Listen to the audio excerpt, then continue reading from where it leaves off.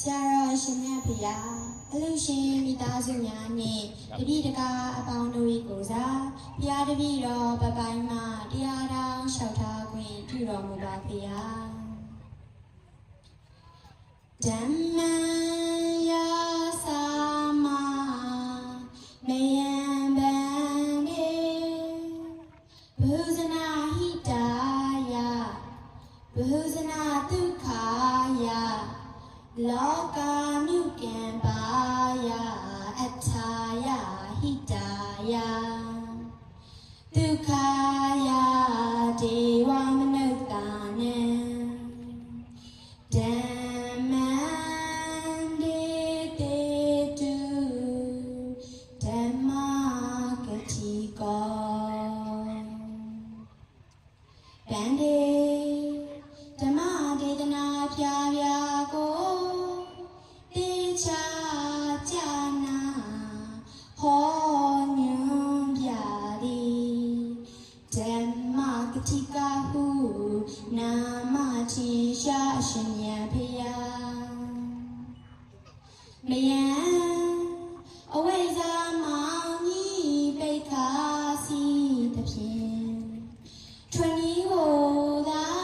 မရရှာပဲကဘာကပေတန်တရာဘဝေ၌တင်းချေများစွာခြင်းလဲခဲ့ရပါသောတပည့်တော်မတို့သည်ဓမ္မံအဝိဇ္ဇာကိုတတနာဖြဲ၍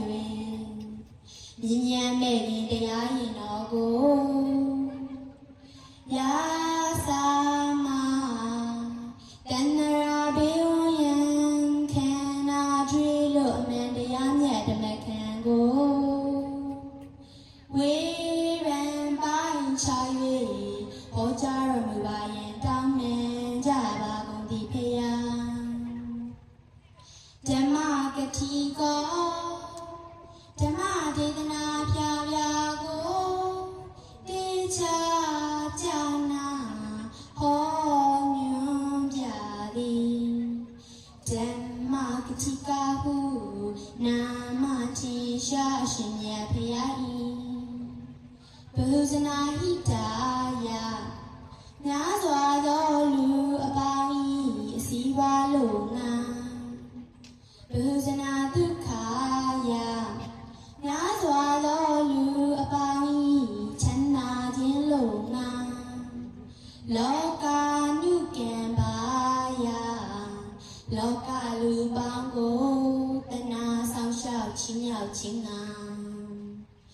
ဒေဝမနုဿာနံနတ်လူတို့ဤအထာယအကျုံးငါဟိတာယစီဝါလို့ငါဒုက္ခယချမ်းသာခြင်းလို့ငါဓမ္မံလောကလူသားအကျိုးစီးပွားလေပွားများချမ်းသာအမေရာတို့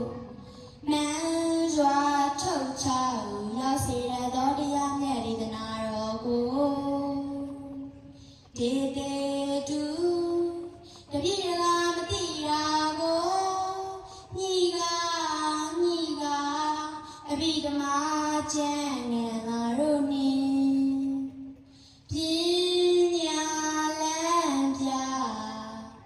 ဆုံးမဟောကြားတော်မူပါကျေးဇူးတော်ရင်ရေရင်ကောင်းကြောင်းဆရာတော်အရှင်